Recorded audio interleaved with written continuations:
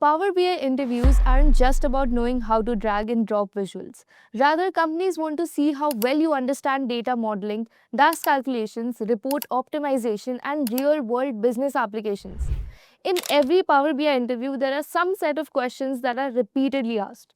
And after analyzing several such interviews, we have put together 15 most prominently asked questions which you might face in your upcoming interview. So make sure to stick around till the end of this video and subscribe to Intellipath's YouTube channel to never miss any update. Moving on to our very first question, what are measures and calculated columns in Power BI? In Power BI, both measures and calculated columns are used to perform calculations, but they work differently. So calculated columns are like adding a new column to your table. The values are calculated row by row and stored in the table. These columns take up space and can slow things down if there is a lot of data. So say for example, you have a sales table with price and quantity columns. A calculated column can create a total sales column by multiplying them, that is price into quantity, storing the result in each row. Measures, on the other hand, are dynamic calculations that are only computed when needed.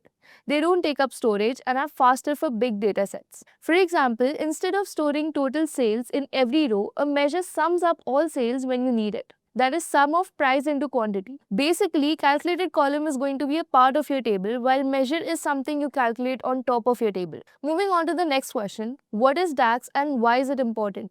Also give an example. So DAX stands for Data Analysis Expressions. This is the formula language used in Power BI, Excel Power Pivot, and analysis services.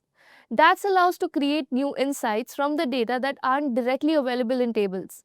It helps in performing complex calculations like totals, averages, rankings, and running totals dynamically. DAX basically makes reports more interactive and powerful. Say for example, you have a sales table with price and quantity column. If you want to calculate total sales, you can create a measure using DAX where your total sales will be equal to sum x, and the first parameter will be your sales table and the second parameter is your expression, which is simply the multiplication of your price and quantity column. The result is the multiplication of price by quantity for each row and then the addition of each row giving you the total sales.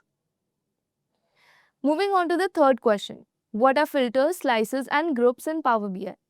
In Power BI, filters, slices, and groups help you organize and interact with your data to get meaningful insights. Filters allow you to narrow down the data shown in a report. You can apply filters at different levels, like filtering an entire report, a specific page, or just one visual. For example, if you have a sales report for all the countries but you want to see data for USA only, you can apply a filter for this. Next, we have slices. These are like the interactive buttons that let users filter data on the report. Unlike regular filters, slices are visible on the report, making them more user-friendly. For example, you can have a drop-down or button that lets you switch between years, say 2022, 2023, 2024 and so on in a sales report. Groups help you organize similar data into categories to make reports cleaner and easier to analyze.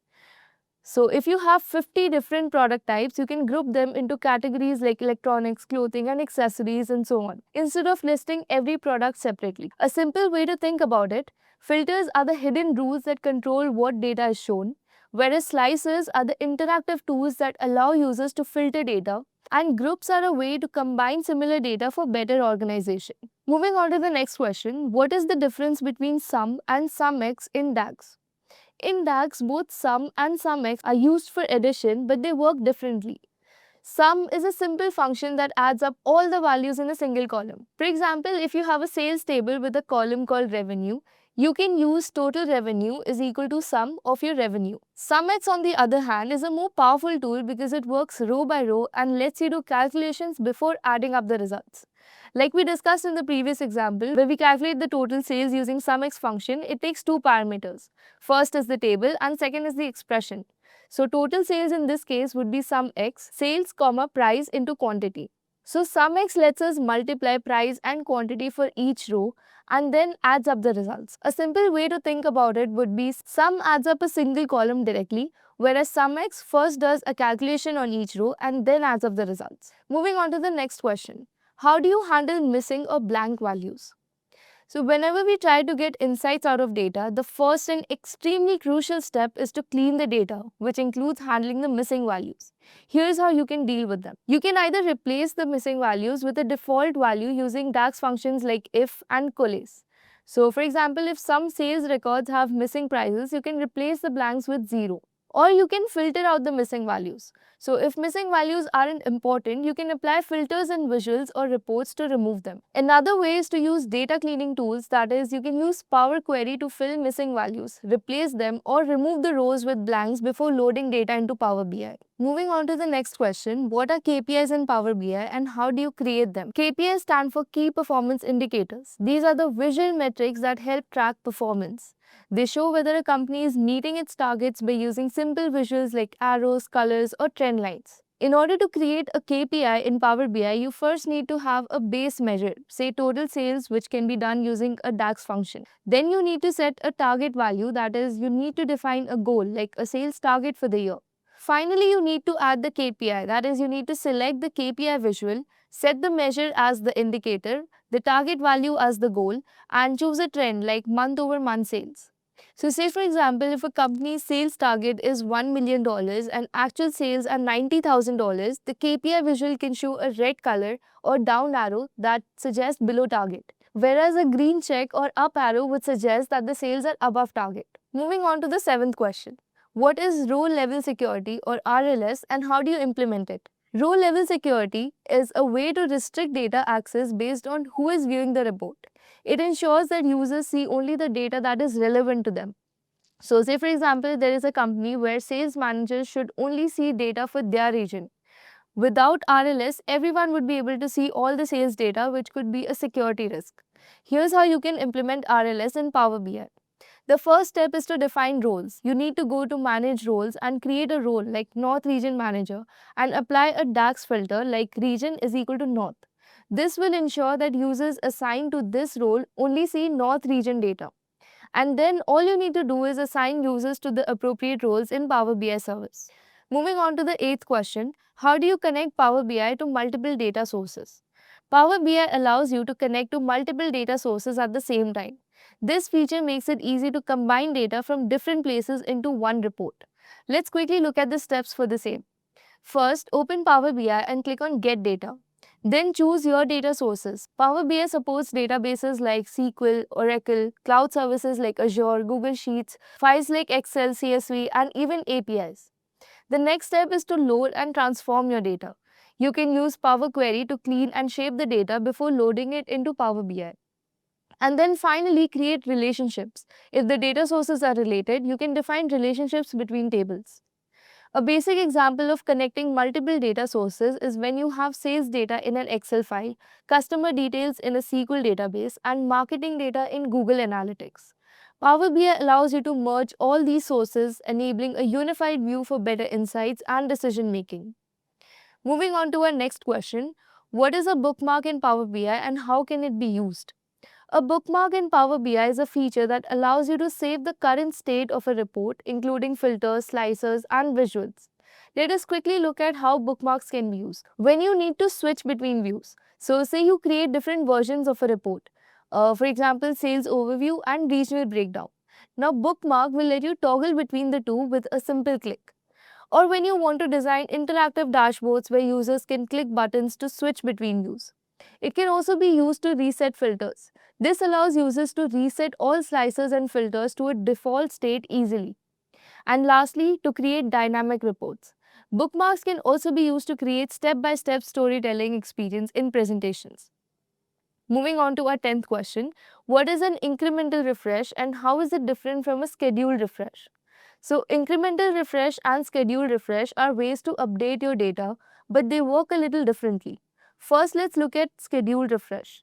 Here, the entire dataset is reloaded from the source at every refresh. Scheduled refresh is best for small datasets where performing refresh doesn't take too long. For example, if you refresh a sales report daily, scheduled refresh reloads all the past sales data even if only today's data is changed. Incremental refresh only loads new or updated data instead of refreshing everything. It is best for large data sets to save time and improve performance.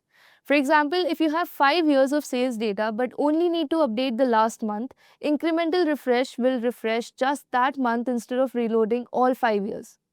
A simple analogy, scheduled refresh is like reloading an entire book, while incremental refresh is like updating only the latest chapter. Moving on to the next question, what is a slowly changing dimension or SCD and how do you handle it in Power BI?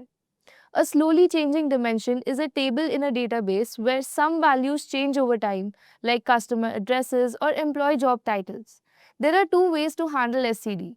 First is override the old data, that is also called type 1 SCD. Here you need to simply update the value in the table and the old data is going to be lost. For example, if you have a customer who moves from New York to California, the old address is going to be replaced and only the new one is going to be stored. Second one is tracking changes with history, also known as type 2 SCD. This method aims at keeping both old and new values by adding effective date columns. For example, if an employee gets promoted, a new role is added with the updated job title and an effective date range. So you can see both current and past role. Moving on to our next question, how can you make a Power BI report dynamic? A dynamic Power BI report allows the users to interact with data by changing filters, views, and visuals without modifying the core report. This makes reports more engaging and insightful. Let's look at some of the ways to make a report dynamic. First is by using slices and filters. This allows users to select data based on date, category, or region. So, for example, a sales report where users can filter by year or product type. Then we have bookmarks and buttons. Using these, we can create custom views and let users switch between them. So, say for example, users can toggle between monthly and yearly sales with a button. We can also use measure selection with switch. This will let users change metrics dynamically. A simple scenario would be a drop down to switch between total sales, profit, or revenue. Drill through and drill down and parameter based reports are also two methods that can be used for making a report dynamic. Moving on to our next question, how do you publish a report to the Power BI service? Publishing a Power BI report to the Power BI service makes it accessible online so users can view, share, and collaborate from anywhere. Let's look at how it's done. The first step is to save the report. Once you are done building a report in Power BI desktop, save the file. Next, sign into Power BI service by clicking on the sign in option. Then click on publish and select the workspace where you want to publish the report. After that, you need to go to Power BI service website and make sure your report is now available online. And that's it. Now you can share and schedule refresh. That is, you can choose who will have access to your report and dataset in your team and set up automatic refresh as well if needed. Moving on to the next question. How do you disable a report from updating dynamically? To disable a Power BI report from updating dynamically, you can disable auto refresh and interactions to keep the data static. Let's look at it in detail. So to turn off auto refresh in Power BI service, you need to go to dataset settings and disable schedule refresh to prevent new data from loading. So for example, if your sales report updates daily but you want to freeze data from last month, turn off the refresh. Another way is to remove interactivity between visuals. You can use the Edit Interactions feature to stop charts and tables from responding to slicer selections. So if you don't want a bar chart to change when a user selects a different region in a slicer, you can use this feature. Or you can also use static snapshots of data. So instead of live data connections, you can import data so it doesn't update unless you refresh it manually. So when you connect to a database, use import mode instead of direct query to prevent real-time updates. So moving on to the last question for this video, what is a custom visual in Power BI and when would you use one? A custom visual in Power BI is a visualization that is not built in but can be downloaded or created to meet specific needs. Custom visuals are usually required when built-in visuals aren't enough, which means that the standard charts like the bar chart, pie, line chart, etc. don't fully represent your data. Or for unique data presentation. Some insights need specialized visuals like word clouds, Sankey diagrams, or bullet charts. So say you are analyzing customer reviews and want to show the most common words used. Instead of a table, you can use a word cloud custom visual to display popular words in different sizes. So that's all for this video. I hope you guys were able to get some insights out of it. If you guys liked it, hit the like button. Thank you and see you in the next video.